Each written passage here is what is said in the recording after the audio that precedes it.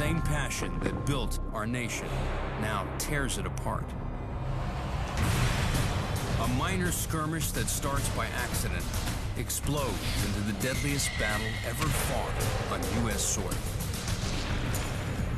Two American armies face off in a small Pennsylvania farm town. Soon 50,000 will be dead, wounded, or missing. This is the story of 8 men who fight here, and 3 days that change America forever.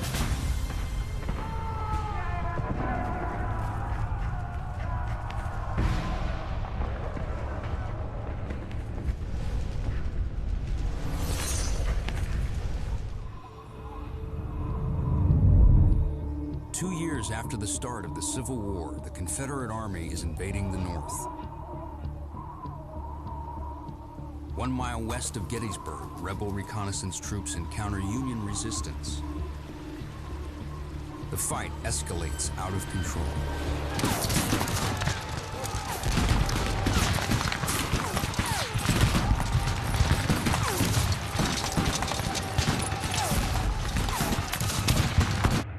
Gettysburg, day 1, 10 a.m.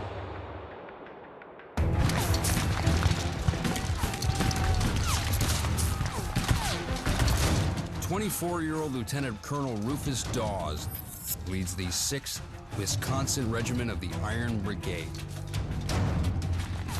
These are the crack troops of the Army of the Potomac. 420 volunteers from the western frontier. They faced down the Confederates at Antietam.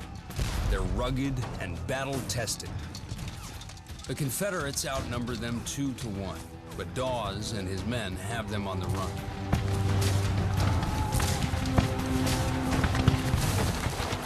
The retreating rebels find cover in a 600-foot railroad cut. The rebels now have the advantage.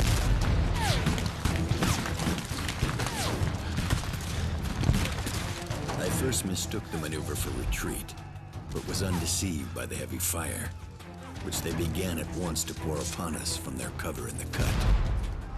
For Dawes, retreat is not an option.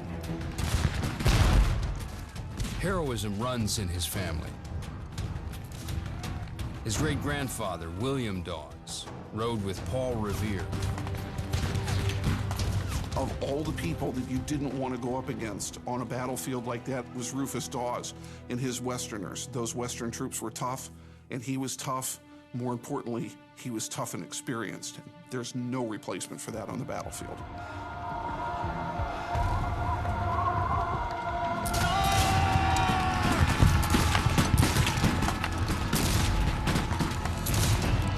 Just 175 yards to the railroad cut.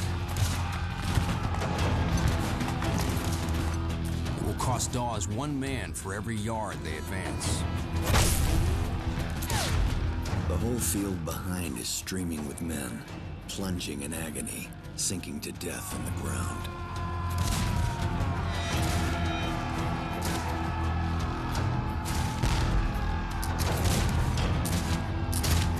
In the noise and thick smoke, Dawes must rely on the regimental flags, the colors, to command his troops.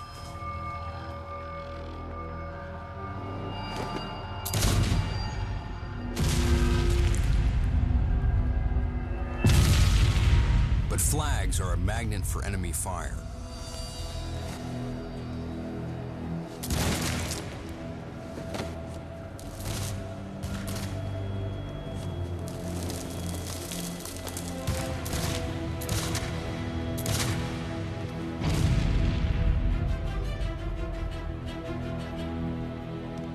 Men were being shot by the 20s and 30s. But the boys crowded in right and left towards the colors and went forward.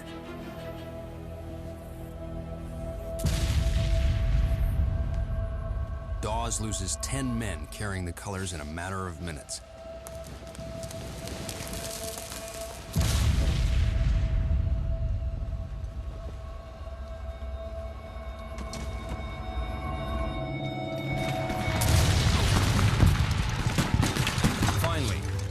Confederate flag is within the reach of his Iron Brigade men.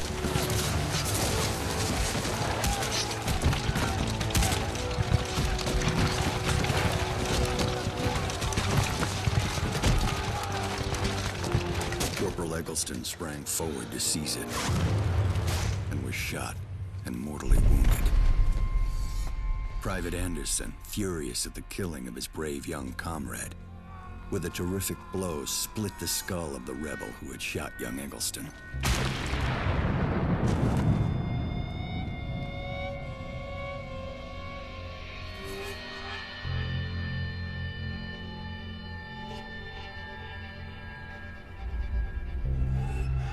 Into this deadly melee came Corporal Francis A. Waller, who seized and held the rebel battle flag.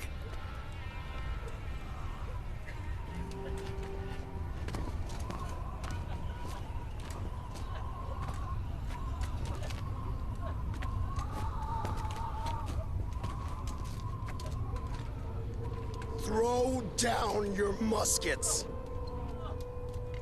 The fight is over in less than 20 minutes.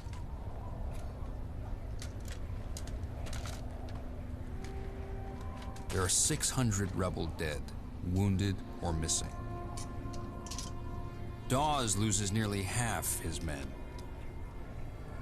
He's one of those rare soldiers that when everything else is chaotic, Dawes was able to find clarity.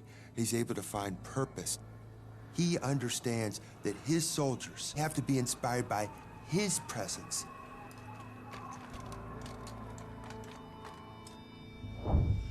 But Dawes' win at the railroad cut is the exception. All around Gettysburg, 28,000 rebel troops are overwhelming 20,000 Union soldiers. The Confederate force, 75,000 strong, is streaming towards Gettysburg. The Army of Northern Virginia is led by legendary battlefield commander Robert E. Lee. Lee's strategy: shift the fighting out of the South and into the North, threatening cities like Harrisburg and Washington, D.C. He runs into the Army of the Potomac at Gettysburg. This is where they'll fight. If you look at Gettysburg on a map, it looks like a wagon wheel almost, with the town in the center and all the spokes going out in all these different directions.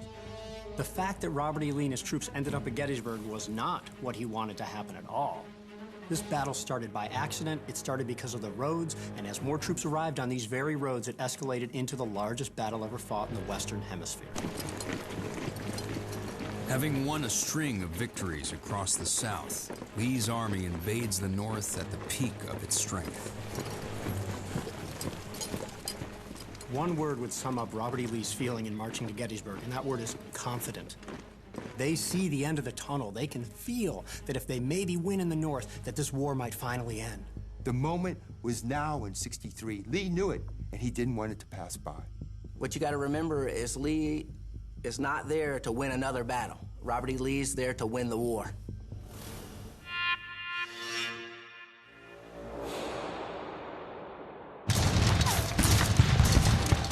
On the northern edge of Gettysburg, Union troops are taking a beating.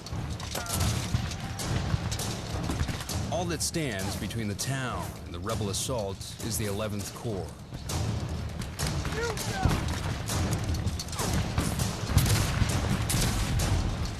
Among them, Sergeant Amos Humiston, ex-whaler, father of 3. He enlisted after hearing President Abraham Lincoln's plea for 300,000 recruits. Amos Humiston was like so many Union soldiers who felt this deep love for family and for home, but he also had a deep sense of commitment for the Army and for his nation. A bullet glanced off his ribs 6 weeks ago at Chancellorsville.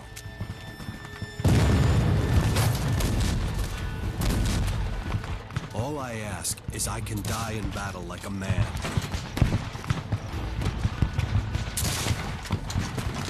But I hate the idea of dying here like a hog.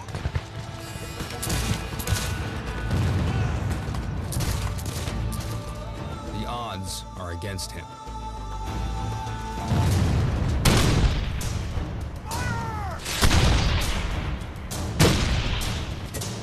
Battering the 11th Corps from a hill above town is Lee's newly appointed Lieutenant General Dick Ewell.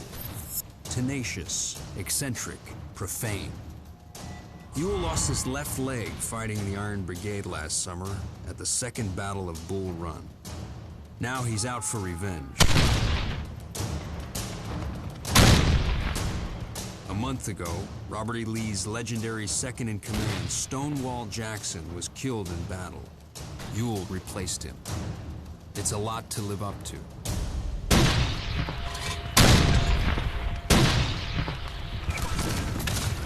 But today, Ewell has the Union on the run. After suffering 9,000 casualties, Union soldiers retreat from Gettysburg.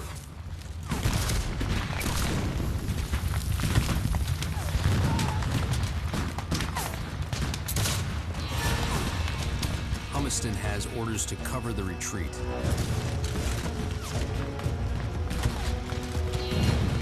But they're under heavy fire.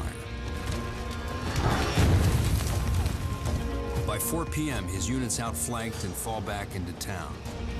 But they've got nowhere to go.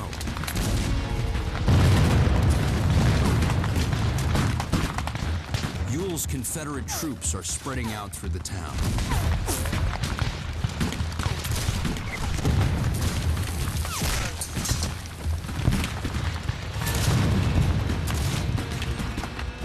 It's a rout for the rebels.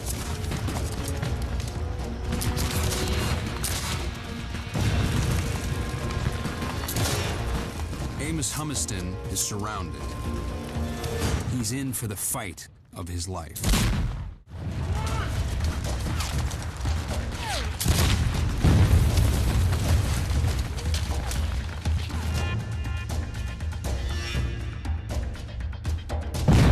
The Army of Northern Virginia is on a roll, mowing down Union troops with deadly precision. After just 10 hours of fighting, the Union's retreating. 9,000 already killed or wounded. The rebels are close to the victory Lee seeks. Every battle that Lee fights, every victory that he wins, where he does not achieve the destruction of the Army of the Potomac, he just expended capital with no strategic effect. Lee knows the clock's ticking. He wants to stay on them so that he can destroy them. Sergeant Amos Humiston puts his life on the line covering the Union retreat. Confederate troops have overrun the town. Of the 270 men in Humiston's regiment, all but 18 are killed, captured, or wounded.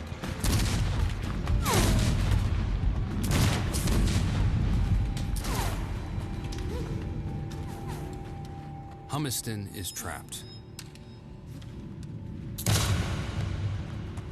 You have put the little ones to bed, dear wife, and covered them o'er with care.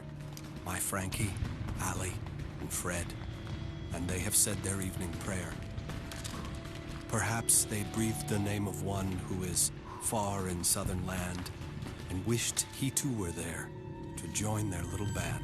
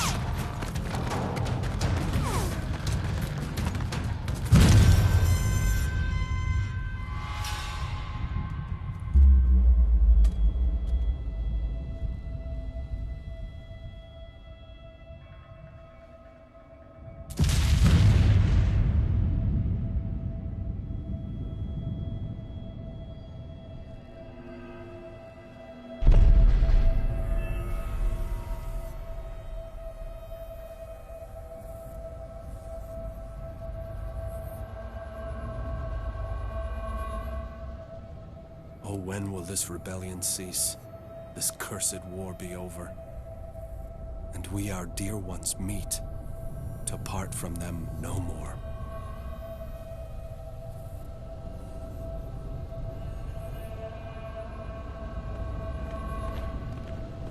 Across Gettysburg, terrified residents hide wherever they can, even in the town's bank vault.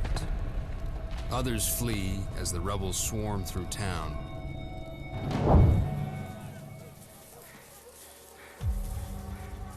Especially African Americans, to avoid being seized by the rebel army.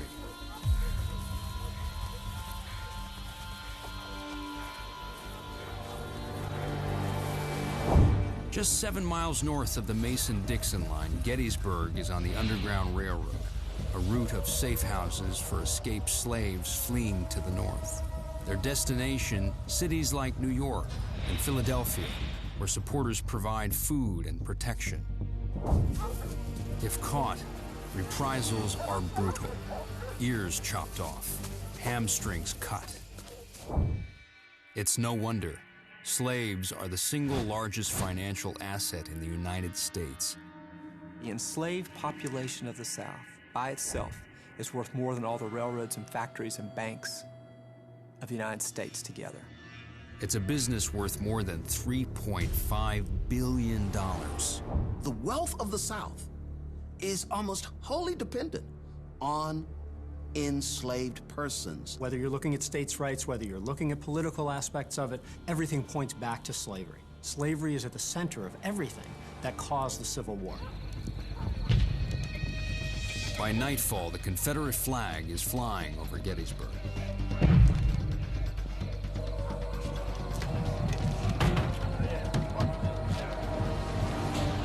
Homes and public buildings become makeshift hospitals to deal with the flood of casualties. Fannie Bueller, a housewife and mother, risks home and family, taking in wounded Union soldiers.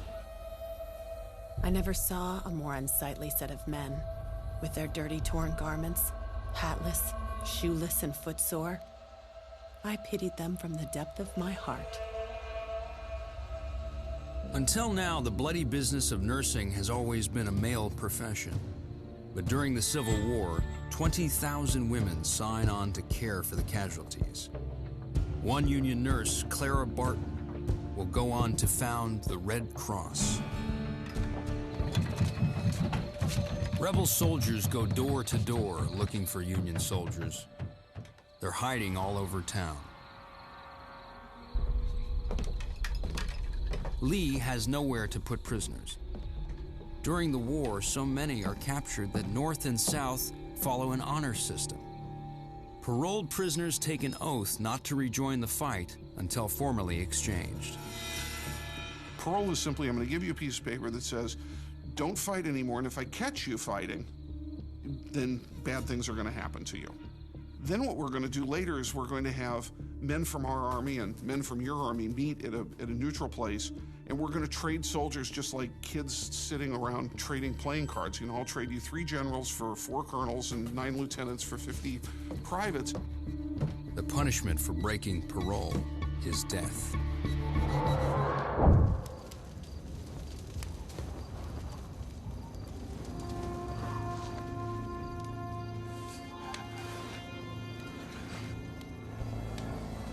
Amos Humiston is wounded and alone in a yard in the middle of town.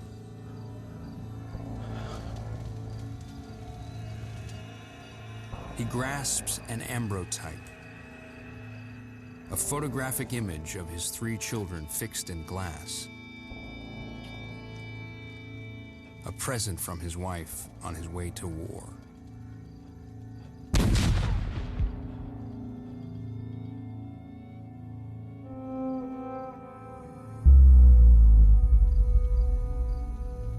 The Amos Humiston story is going to resonate with any soldier. If you go to any unit in the United States military today, obviously you're going to find service members with pictures of their children, their wives, their sweethearts, because that is a tangible link to your normal life.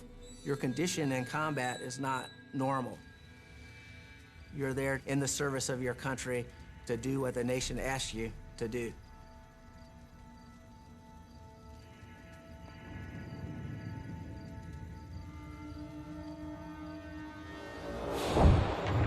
The stakes are rising for both North and South. On the high ground outside town, Rufus Dawes and the Union Army dig in.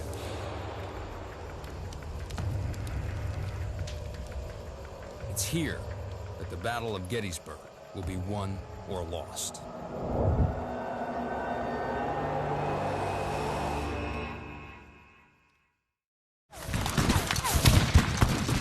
Suffering heavy losses, Union troops pull out of Gettysburg, leaving the town in Confederate control.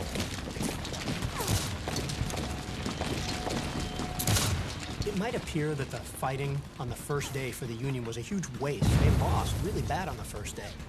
But the intense struggle they put up north and west of town, the intense struggle that some of them put up through the streets of Gettysburg, allowed them to fall back to their chosen position. They retreat to a nearby series of hills that peak at 800 feet. High ground that gives the Union a critical military advantage.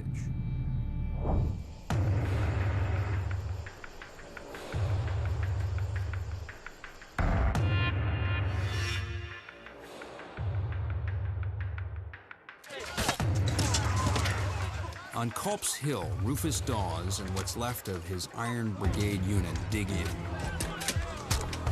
They have a new weapon, the shovel. They're building breastworks, a form of fortification dating back to the Romans. Some officers think defensive walls create cowards, not Dawes. After losing half his men, he wants all the protection he can get.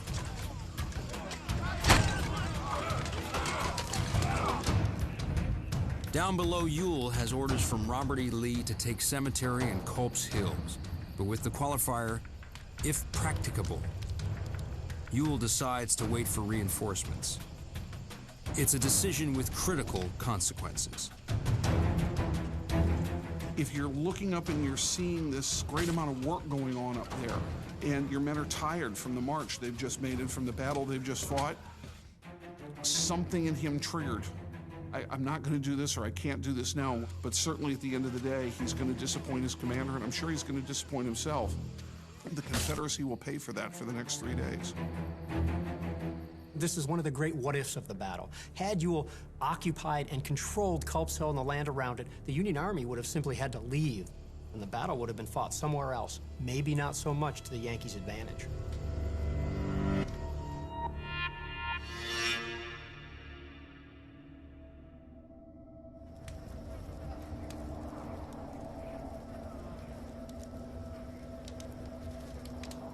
In the fields around Gettysburg, a grim new harvest. The dead and wounded from day one. Tending to the injured on both sides, Dr. LeGrand Wilson, Confederate, deeply religious, hometown Jackson, Mississippi. Educated in the North, his family owns 40 slaves in Mississippi. This was my first experience on the battlefield after the fighting. And it was horrible beyond description. If every human being could have witnessed the result of the mad passions of men I saw that night, war would cease. There would never be another battle. The staggering level of death in the Civil War is difficult to wrap your brain around. The commonly used numbers for how many soldiers died during the Civil War is between 620 and 630,000. Today, that would mean that we would lose 6 million American lives.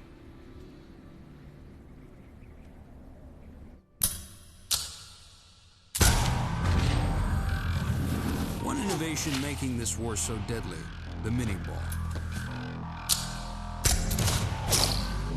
90% of the soldiers Wilson treats have mini-ball wounds.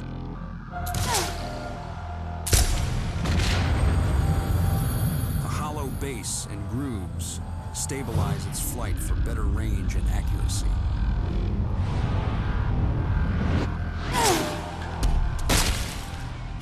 On impact, it flattens out, causing much larger wounds than traditional musket balls. The warped bullet shatters bones that splinter and tear through the body. And the grooves in the bullet carry deadly bacteria leading to gangrene. The only way to stop it, amputation.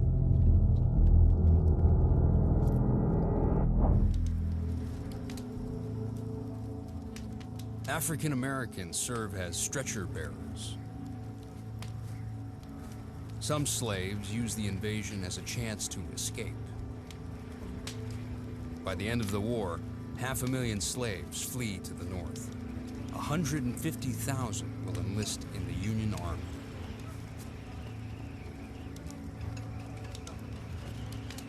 Dr. Wilson loses a family member on the first day of battle.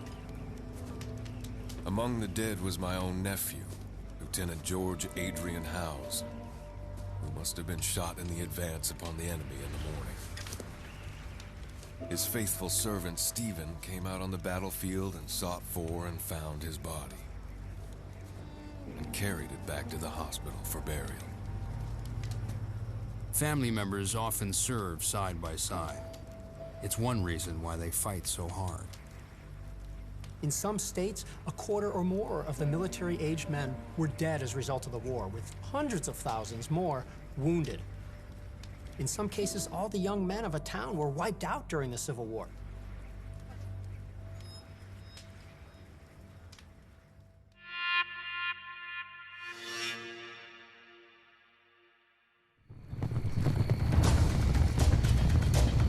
The hills outside Gettysburg.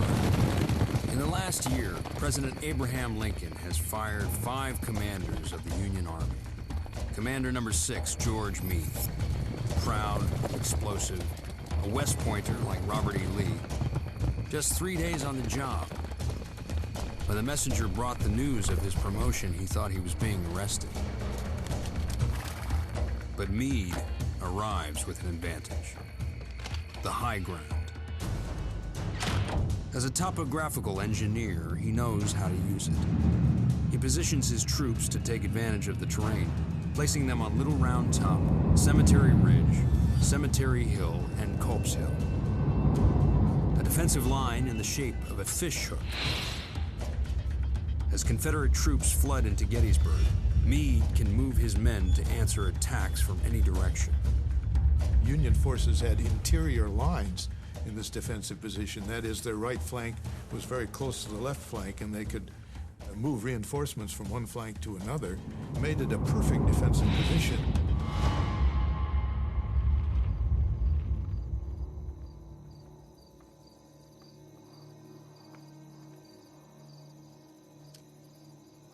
Rebel troops in town don't notice Amos Humiston. Mortally wounded, he prepares to die alone, except for the photograph of his children. How I want to see them and their mother is more than I can tell. I hope that we may all see each other again. The first time that I see you, I will tell you more than I can think of now. Be a good girl. So, goodbye. Amos Humiston bleeds to death. No identification.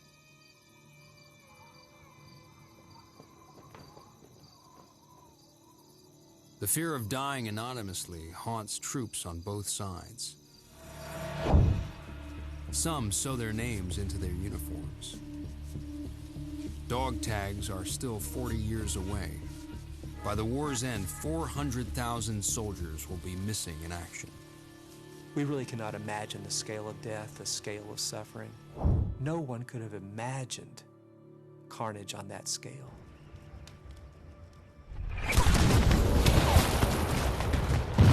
Day 2 at Gettysburg brings more devastation and a daring all-out rebel assault. At stake, victory at Gettysburg and maybe the Civil War.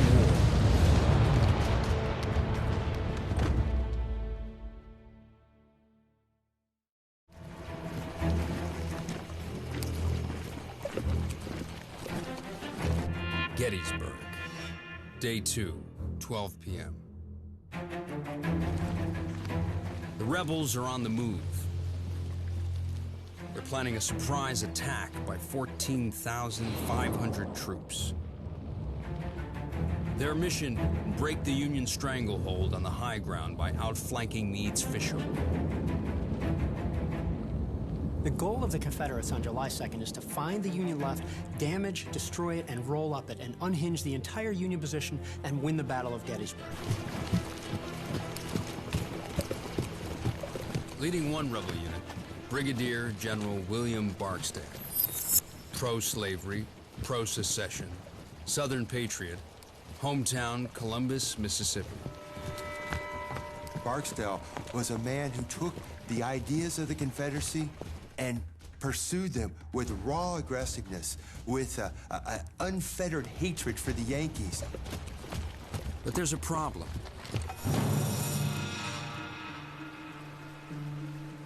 The land ahead of him was not scouted. Because Lee's cavalry is missing. They're 12 miles to the south raiding supplies.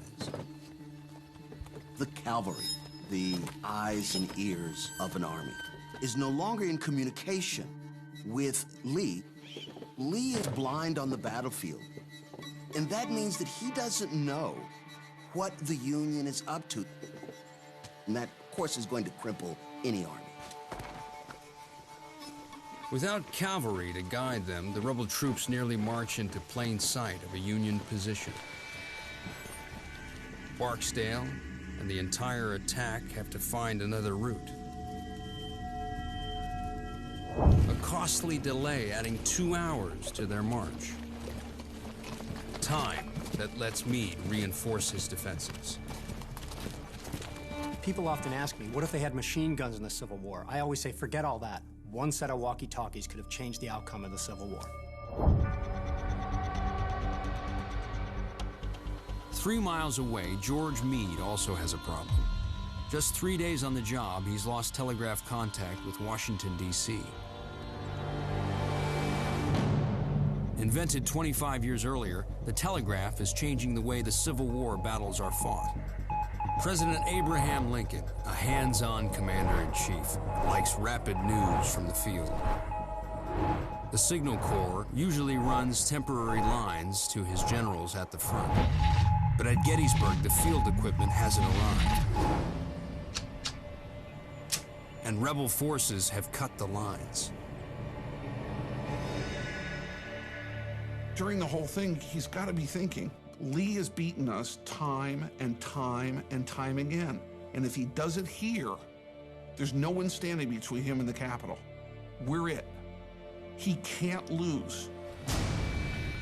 To issue orders to the front, Meade uses a new innovation based on Morse code. Wigwag signaling.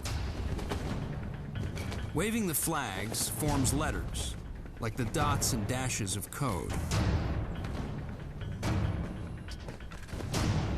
It works. Meade tracks the rebels' movements and responds with his own.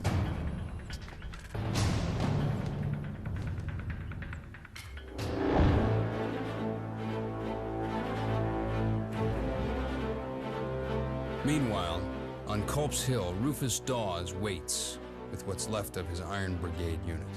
Yesterday, they routed the rebels at the railroad cut.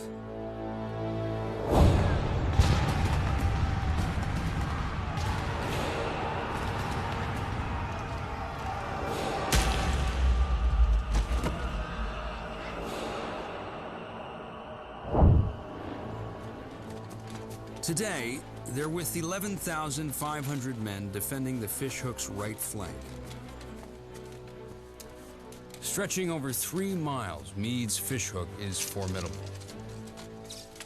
Heavy defenses along the high ground make the Union line almost impenetrable as long as troops stay in position.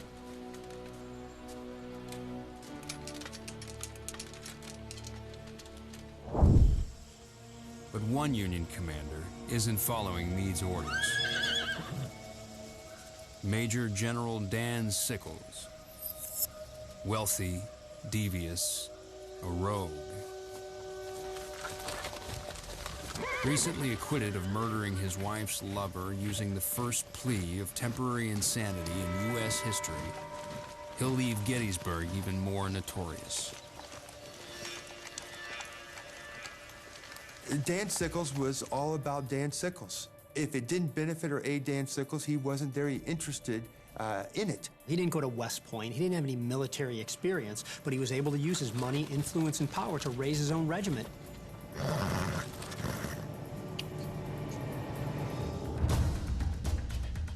Against Meade's orders, Sickles moves his 3rd Corps too far forward, fracturing the fishhook and leaving the flanks exposed.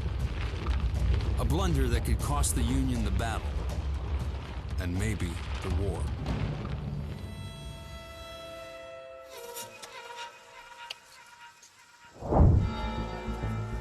After hours of delay, the rebel force finally arrives in position. But Lee's lost the element of surprise. The Union knows what's coming.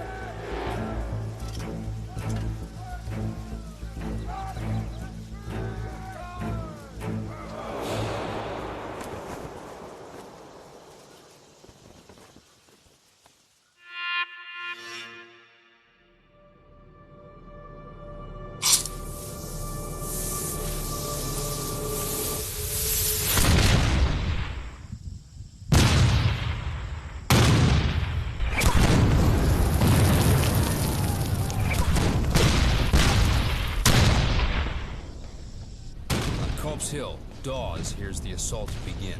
At this hour, the storm of battle suddenly broke out. Artillery and musketry thundered and crashed together. Wave after wave of rebel troops launch one of the epic assaults of the Civil War. Barksdale is about to get the fight he's always wanted, but is ordered to hold his ground. William Barksdale is ready to go. He's chomping at the bit, but he has to wait a little longer.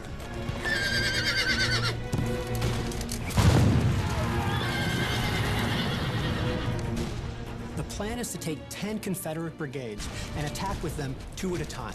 One brigade striking the enemy, then 15 or 30 minutes later, the next one strikes the enemy, and then the next and the next. Fights that are now burned into the pages of American history. Devil's Den, Little Round Top, the Wheat Field, the Peach Orchard, and Cemetery Ridge.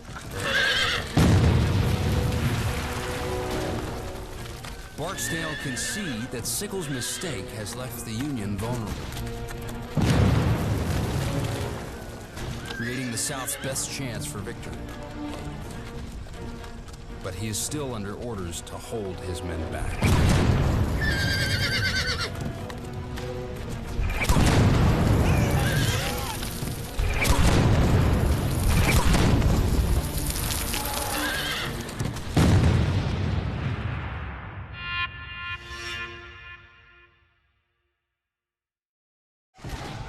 "60 minutes pass, but Barksdale's regiment still waits.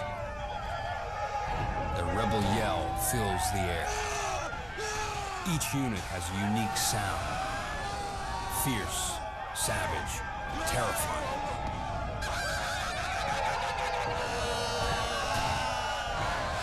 With Barksdale, Private Joseph Lord, 21 years old, laborer, hometown, Big Oak, Mississippi. Carrying the colors makes him a prized target for Union sharpshooters.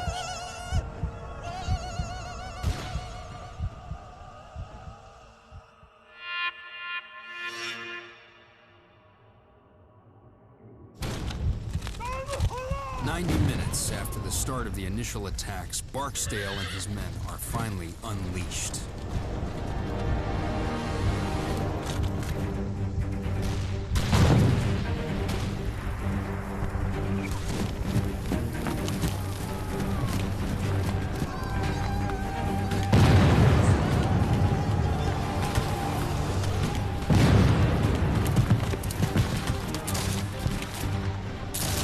They storm into enemy fire, racing towards Sickles' position.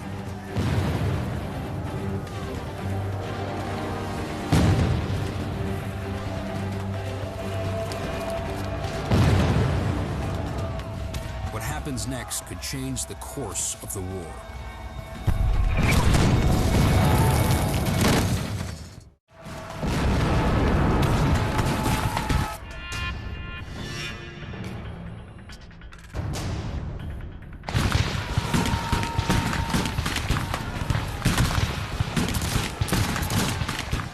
with adrenaline, sure of their cause, William Barksdale and his Mississippi Brigade are finally attacking.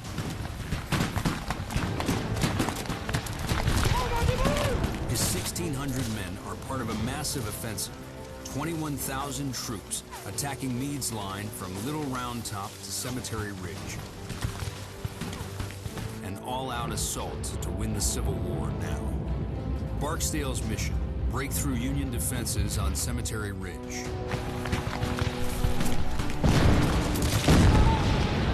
Opportunity lies right in his path. Against orders, Union General Dan Sickles moved his 3rd Corps out of position. They're now vulnerable, perfect targets for Barksdale and his men. If Barksdale, as well as other Confederate brigades nearby, are able to exploit the gap in the Union line, it would be calamitous for the Union Army. The Army would be cut in two. Barksdale's troops are unstoppable, overwhelming Sickles' men.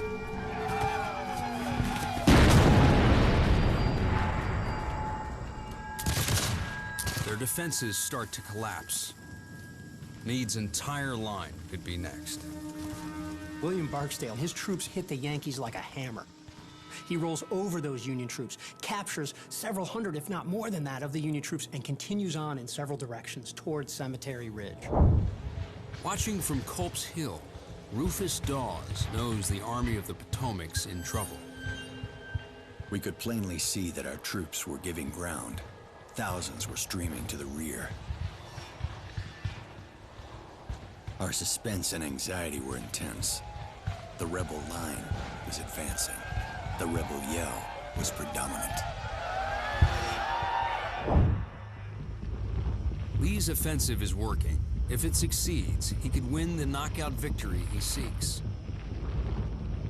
Meade has no choice. He pulls 8,000 reinforcements from Culp's Hill to repel the rebels.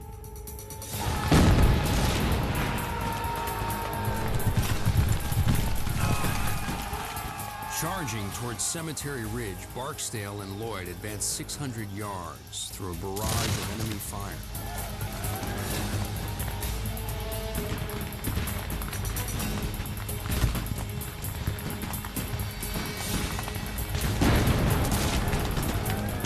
Union Commander Dan Sickles isn't so lucky.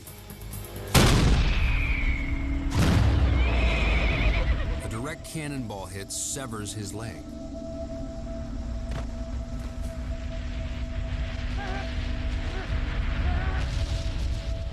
One Yankee officer jokes it's bad news for Sickles, but good news for the Union.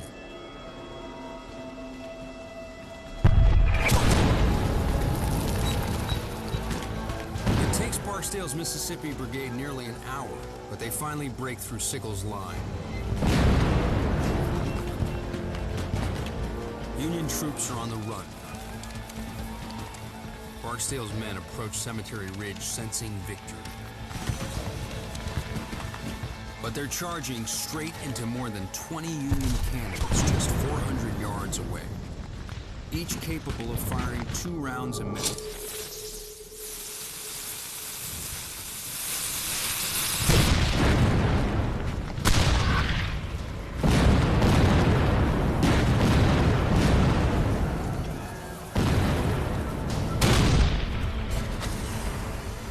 An exploding bag of gunpowder rockets a 12-pound cannonball of solid iron at 1,400 feet per second.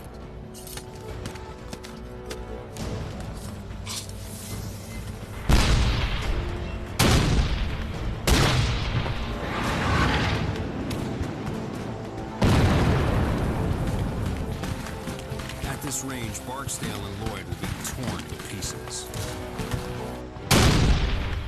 Barksdale, he's been grievously wounded during the attack. He's hit in the left thigh in a very dangerous wound, bleeding profusely. He's asked to leave the field, refuses. Continuing to lead the attack, he has part of his left foot shot away. Stays in the saddle, continuing to lead the attack. He knows the stakes here. The Mississippi Brigade comes close to cutting through Union lines. Then Meade's reinforcements slam into Barksdale and Lloyd. I turn again to the front and see the enemy bursting through the bushes and firing at us. They had come out from the top of the hill, fresh. And did our gallant Barksdale ride into our midst and still say, "Forward through the bushes." Barksdale's exhausted men finally break formation, losing their combined firepower.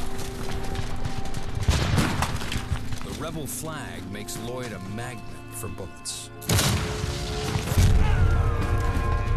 A shock, as if I had a rail in my left hand and one end had struck the ground.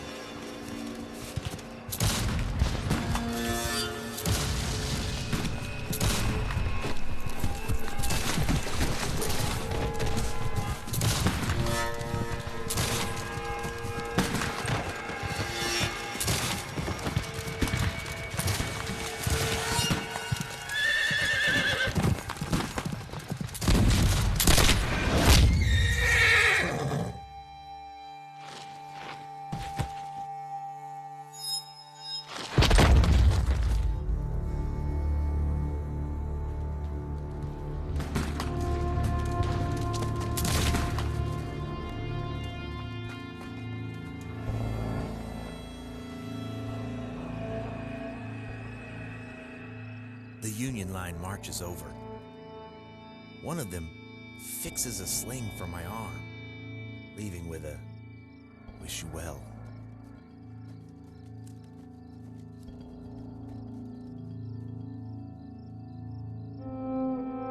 50% of Barksdale's brigade are dead, wounded, or captured.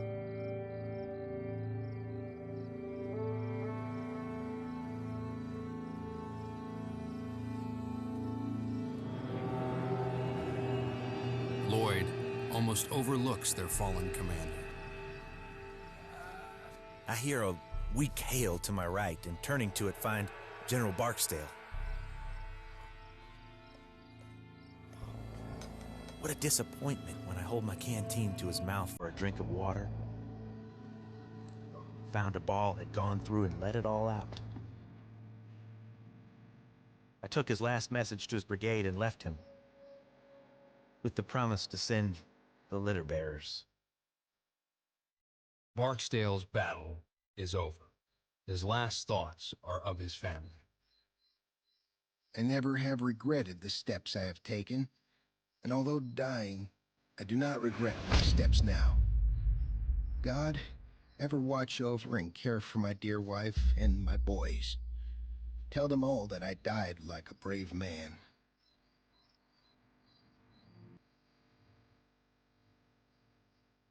You have to wonder if he was thinking, I'm going to end the war.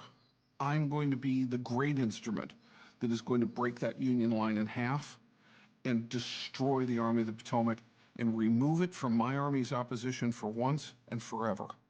And his troops' performance there was unbelievable and very nearly succeeded. Meade's fishhook has held. This offensive is over.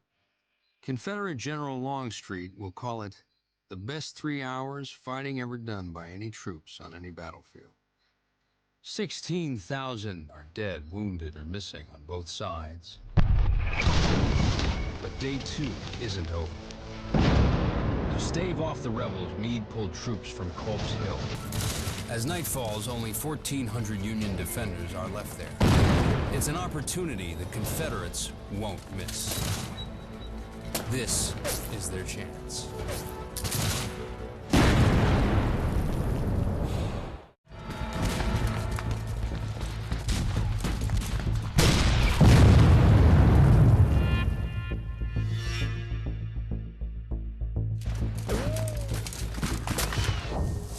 On Culp's Hill, Robert E. Lee spies a new chance for victory. Meade pulled 8,000 troops from the hill to counter the rebel assault. Just 1,400 Union soldiers remain. Now 4,500 rebels are moving in for the kill.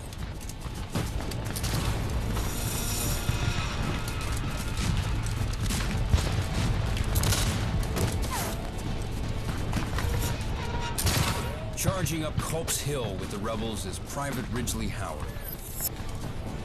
33 years old, slaveholder, from a prominent Maryland family, hometown Baltimore. His grandfather fought with Washington in the Revolution.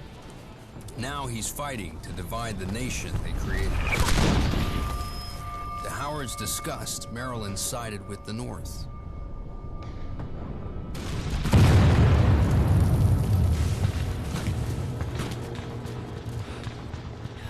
Maryland was badly divided. The eastern part of the state, slavery was entrenched, embedded.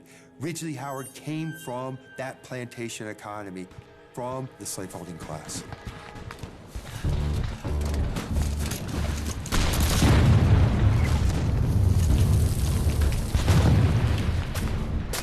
Howard and the Maryland rebels attacked Union defenses dug into the hill. The first breastworks are 400 yards up.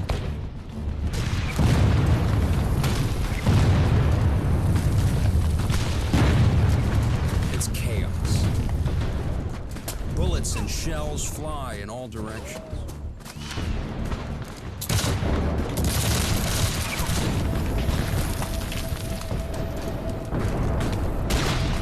You're looking at entrenched Federals. Earthworks made of logs and rocks and dirt.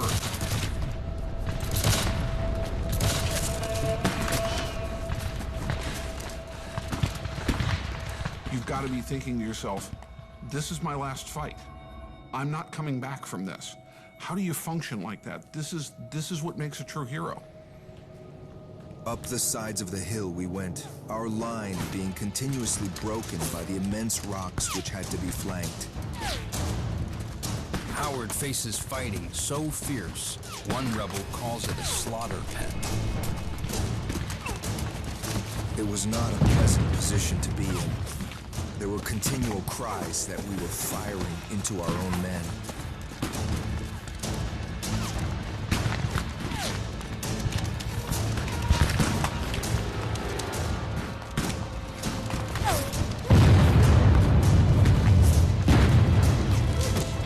Rebel troops claw their way up Lower Culp's Hill at a terrible cost. The prize is worth it. Beyond Culp's Hill lies the Baltimore Pike, the Union's main supply route and line of retreat. If the Confederates capture Culp's Hill and control that point, the Union Army has to leave. After 2 days of battle, wounded from both sides pour into makeshift field hospitals. At one, Private Joseph Lloyd is about to lose his arm. Barksdale's color guard, he's 23. During the Civil War, 2 soldiers will die of disease after medical care for every one killed in battle. The quickest solution to most serious limb injuries is amputation. Medicine is in its infancy, but anesthesia is available. Chloroform was recently discovered, and morphine administered liberally. 1,000 gallons of whiskey are also on hand. Confederate surgeon LeGrand Wilson has been treating casualties continuously since last night. The patient may either sit on a chair or lie near the edge of a bed. The tourniquet is to be applied. While one assistant holds the hand, another is to take hold of the forearm.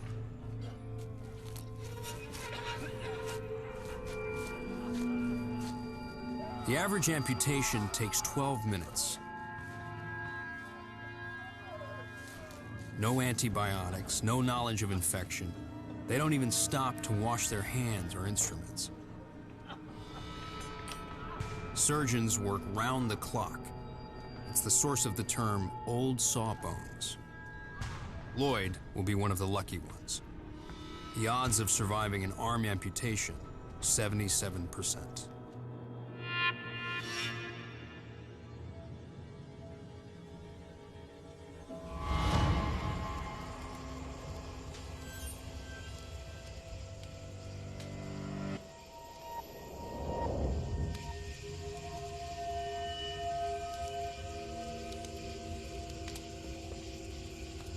Rufus Dawes and his men are among the few Union defenders left on Culp's Hill.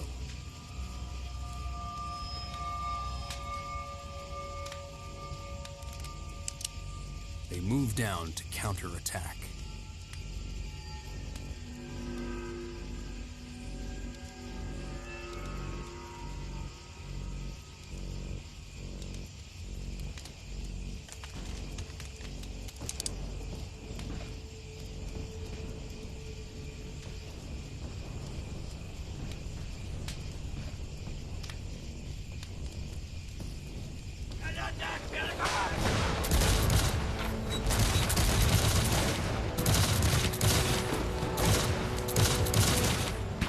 As we neared the breastworks, the crash of Union muskets breaks out on our right.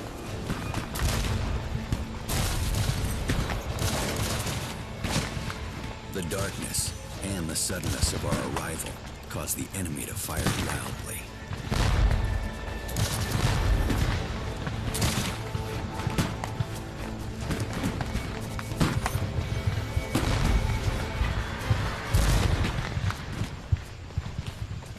Dawes and his men win their skirmish. But like day one, they're the exception.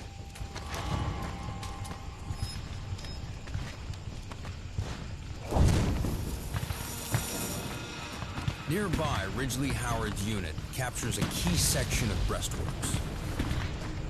They keep advancing against heavy enemy fire. The Federals opened on us from front, left, flank, and rear, and the firing was terrible, increasing with each step we took. Still, we pressed on.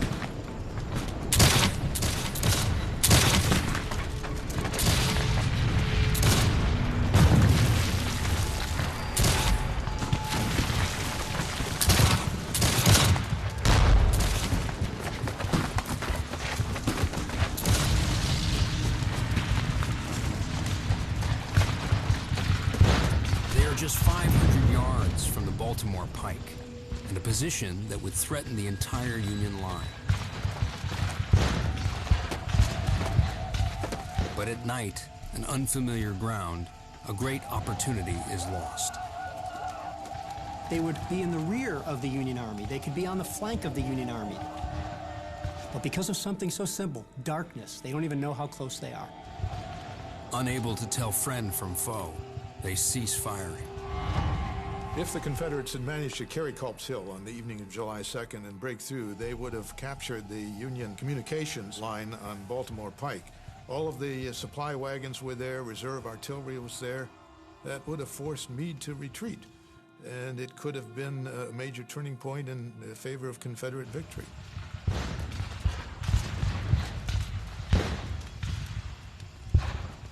As the fight on Culp's Hill dies down, the Union wins a different kind of battle. Their newly formed intelligence agency, the Bureau of Military Information, is trying to discover Lee's battle plans. BMI agents are interrogating Confederate prisoners and realize they have captives from every rebel infantry division but one, George Pickett's. He has Lee's only fresh troops.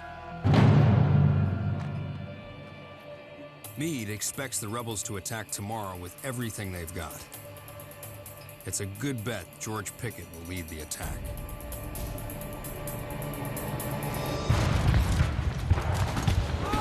Tomorrow, Ridgely Howard will face his Maryland neighbors in a fight to the death. And Robert E. Lee will launch one final all-out assault, Pickett's charge.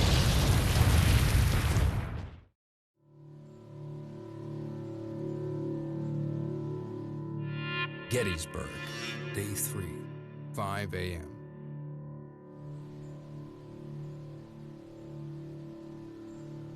The stakes have never been higher.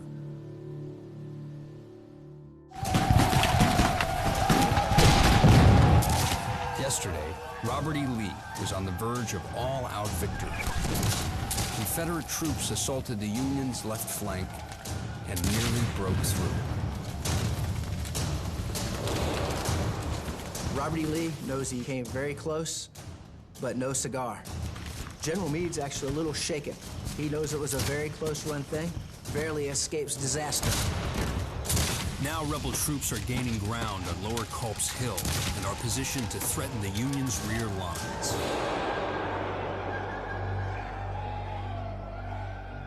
Meade sends in reinforcements.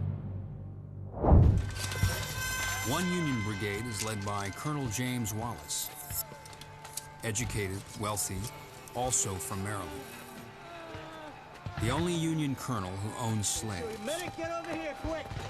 During the Revolution, his grandfather and Ridgely Howard's fought in the same regiment. Today, the two Marylanders will battle each other. Maryland, like other border states, is torn apart. So many divided loyalties. Maryland, they had to decide which side they were on. Maryland is one of 5 border states, loyal to the Union, but slavery is legal. Passions for and against slavery run hot here. Federal troops occupied Baltimore throughout the war to prevent a Confederate uprising.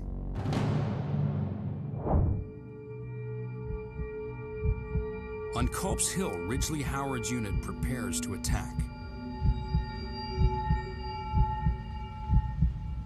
Their target, defenses held by Union troops from their home state.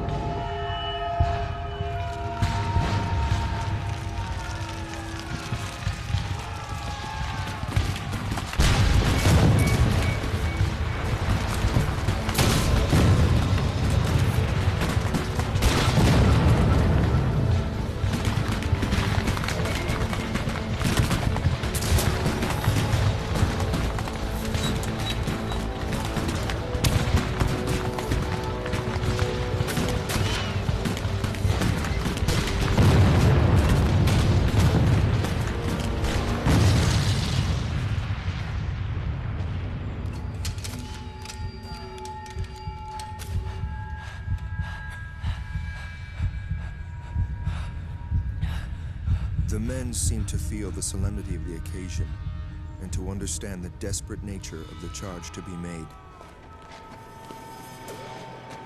I prayed for strength to do my duty. Last night, the rebels outnumbered Union defenders 3-1. Now, those odds are reversed.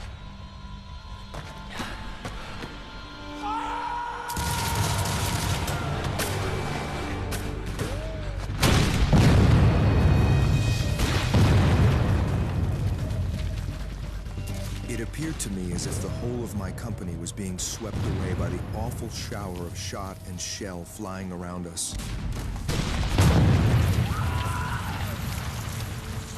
A demon seemed to take possession of me. I had but one thought: to avenge my comrades.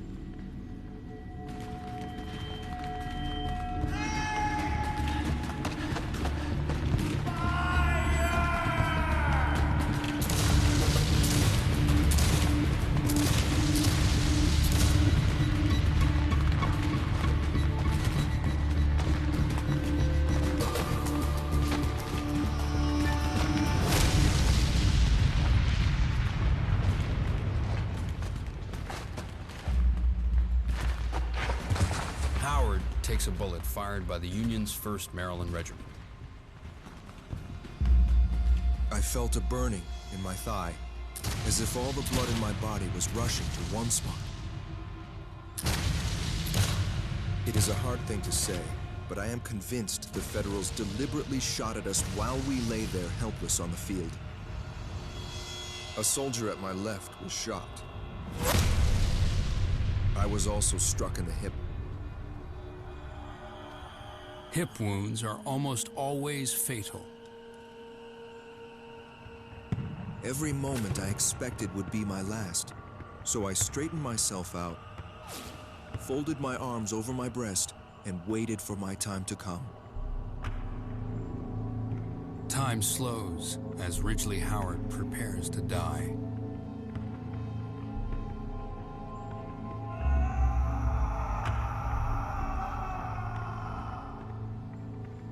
James Wallace won't let a fellow Marylander suffer, no matter which side he's on. The 1st Maryland Confederate met us and were cut to pieces. We sorrowfully gathered up many of our old friends and acquaintances and had them carefully and tenderly cared for.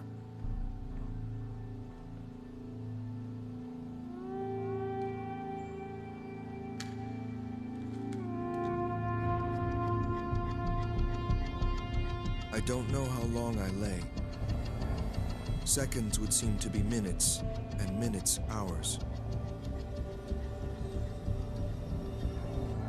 Coming to Howard's aid, the soldiers he'd least expect to help. The same Union troops who shot him. They asked what regiment I belonged to. I replied, the Maryland Battalion, to which they made answer, "Do you know you are fighting your own men?" I answered, yes, and we intend to fight them.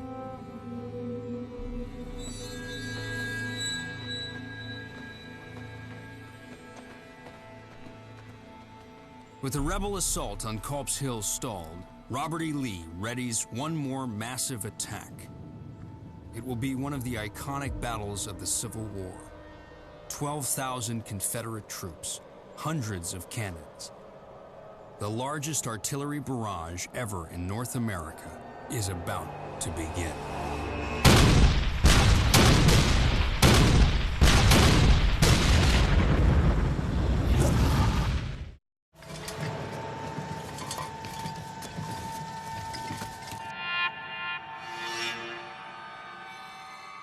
After 2 days of attack and counterattack, Robert E. Lee is about to launch the offensive that will decide the Battle of Gettysburg and the course of the war.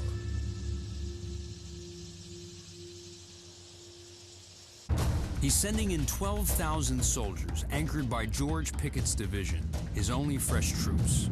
Their mission, attack the Union center and cut the Army of the Potomac in two. Lee's pushing all of the chips to the middle of the table because he knows it's his last chance he's going to have. This was a calculated decision. It was well thought out and had a reasonable chance of success. Leading one of the rebel brigades, General Joe Davis, aristocrat, slave owner. His uncle, Confederate President Jefferson Davis. His hometown of Vicksburg, Mississippi, is under Union siege.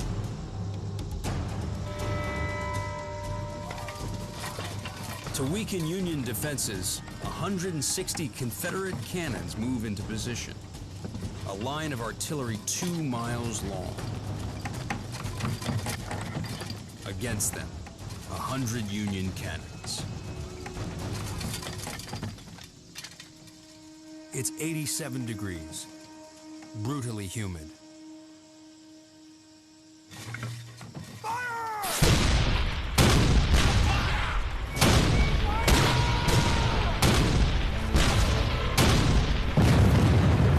It's the largest artillery barrage ever in the Western Hemisphere.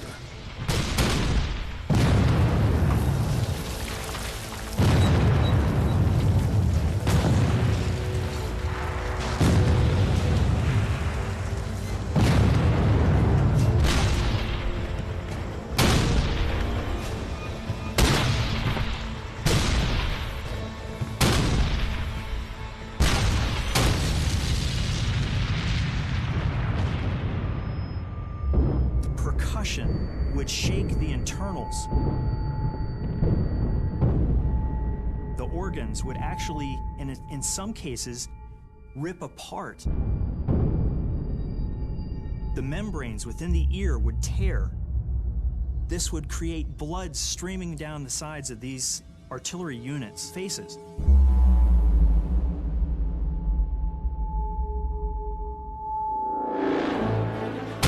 Artillery barrage can be heard in Harrisburg, Pennsylvania, 40 miles away.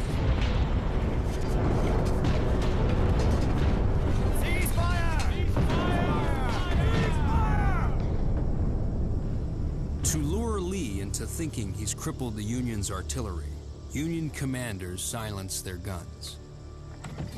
By 3 p.m., Confederate artillery also stops firing. An eerie quiet reigned over the battlefield. All the smoke from that bombardment still sat on the windless day. The Yankees expected a huge attack from the Southerners. The Southerners knew what they were about to do and what they went up against, and it must have been an intense moment as they stared at each other across the fields.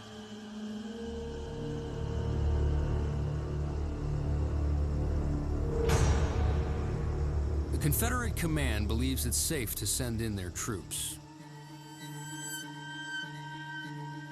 Time to set in motion one of the iconic battles of the Civil War.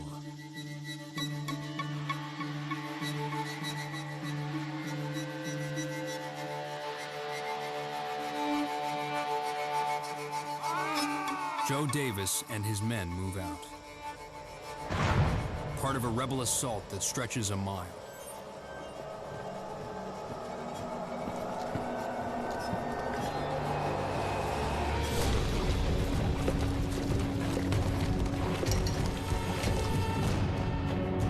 To reach Union lines, they must cross 1,700 yards of open meadow, then race up a hill.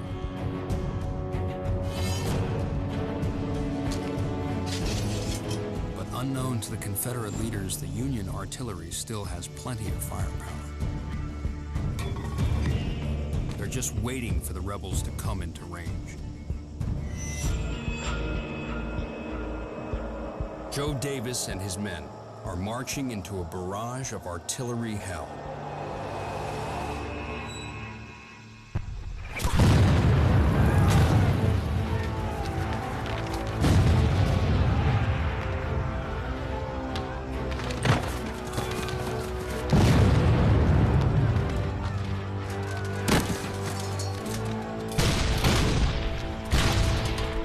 First, the ordnance rifle cannon, made with 4.5-inch strips of wrought iron. Invented just 2 years earlier, they're tough and reliable, designed with a 3-inch grooved bore for greater range and deadly accuracy. The ordnance delivers shells that explode on impact. And time shells and shrapnel that burst in the air over the enemy's heads.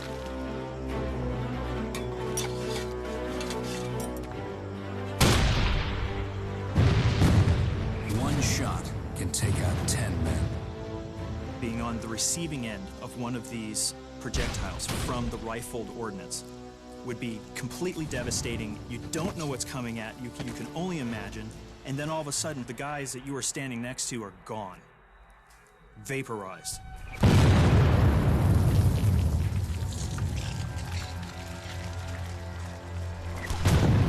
Stopping to return fire in an open field is suicide.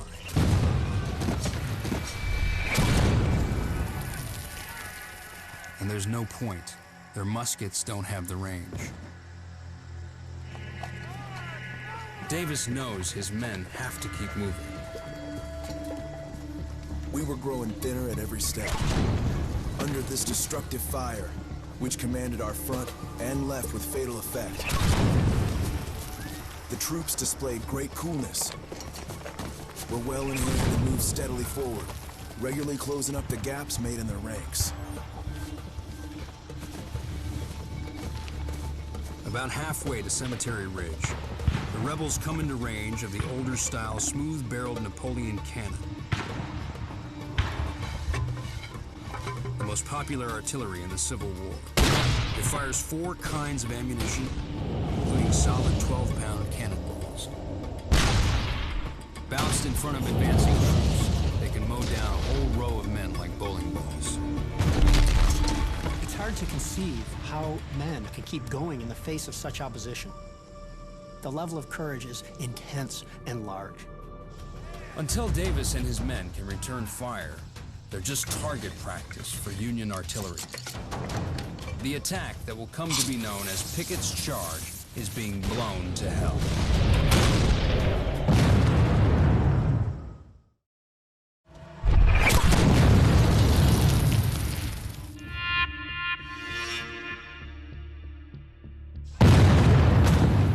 Lee's offensive is advancing toward enemy troops on Cemetery Ridge. Union artillery is mowing them down. It's the moment of truth at Gettysburg for both armies. Joe Davis and his men are now 400 yards from the Union guns. Canister range. Canister is the most devastating weapon of the day. Basically tin cans packed with 28 iron balls.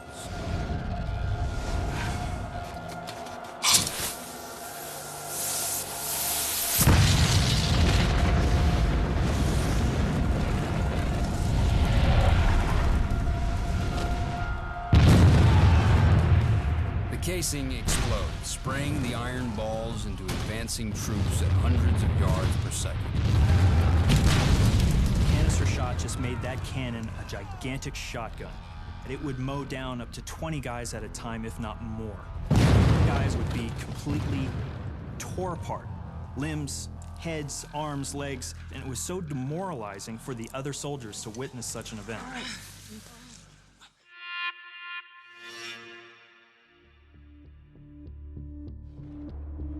Davis regroups at a dirt road, the Emmetsburg Road, 200 yards from the Union line. They're now within range of enemy muskets.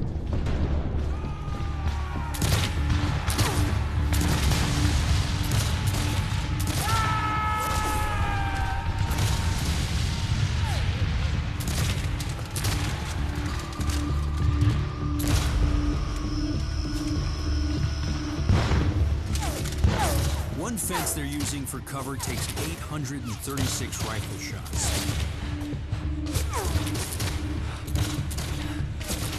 The brigade to the left of Davis hasn't caught up, exposing his flank and opening a hole in the rebel line.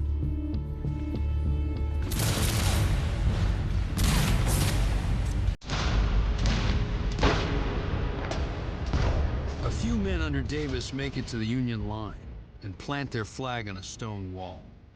A brave but futile gesture.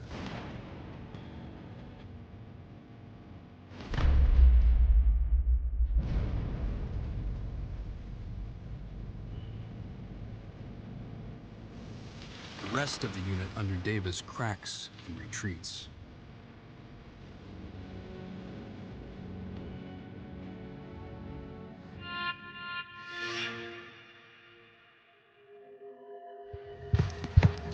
At a bend in the Union line, rebel troops under George Pickett managed to break through and surge over the wall. Union gunners fire point blank.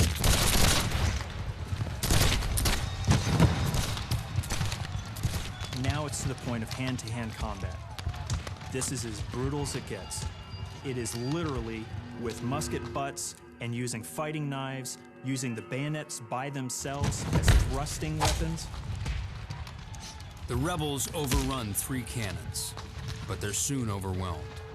It's Lee's last chance for victory at Gettysburg, but it's not enough. They almost cut the Union Army in two. They almost did it. Robert E. Lee's great moment of promise quickly turned into his greatest defeat by far.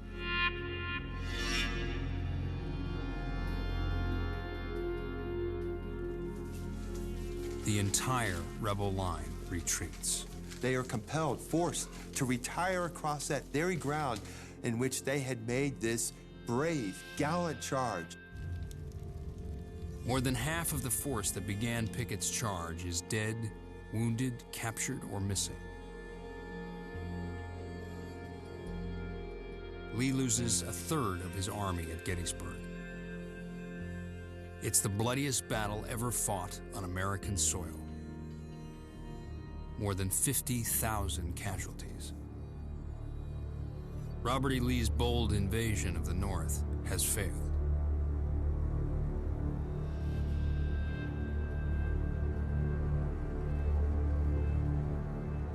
Independence Day. Rufus Dawes of the Iron Brigade turns 25 today.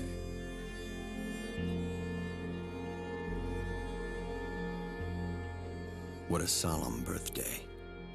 My little band, now only 200 men, have all been out burying the bloody corpses of friend and foe. No fighting today. The Civil War will last another 2 years. Gettysburg wasn't Lee's last chance to win, but it was his best. He'll never come this close again. It gave Northern people the belief that Union military high command could in fact match Robert E. Lee on the battlefield. Nobody believed that the war was near an end, but many in the North, they took from Gettysburg solace, hope that in fact the tide could possibly turn in their favor. For so many reasons, this battle stands out as a pivotal and significant American event.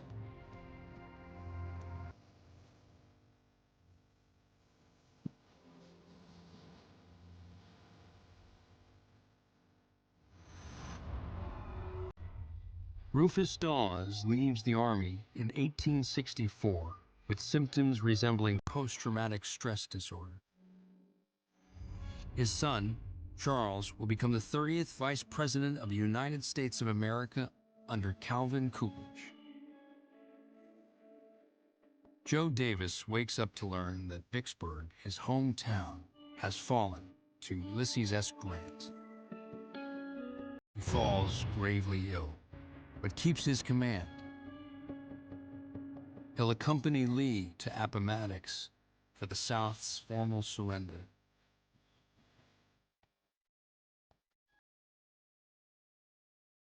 Union troops destroy LeGrand Wilson's farm. From the sale of his last bale of cotton, he starts his own medical practice.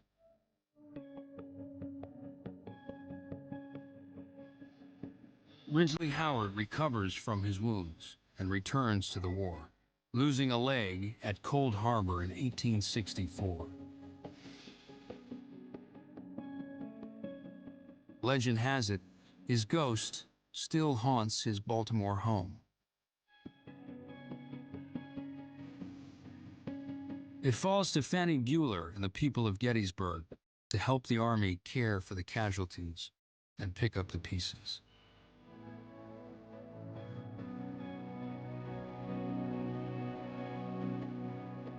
The town of Gettysburg was overwhelmed for months by the wounded.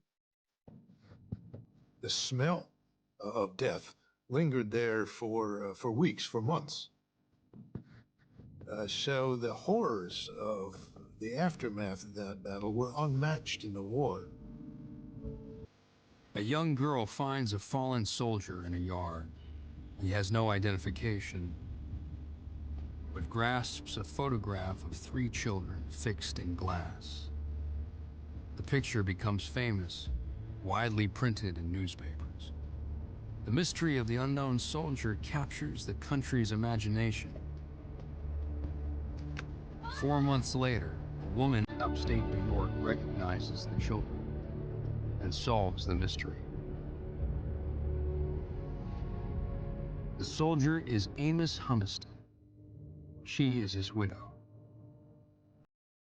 Humiston is buried at a new cemetery on the Gettysburg battlefield.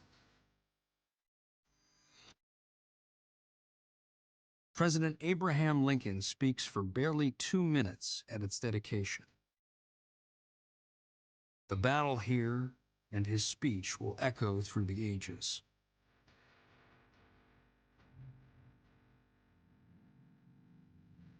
We here highly resolve that these dead shall not have died in vain, that this nation, under God, shall have a new birth of freedom, and that the government of the people, by the people, for the people, shall not perish from the earth.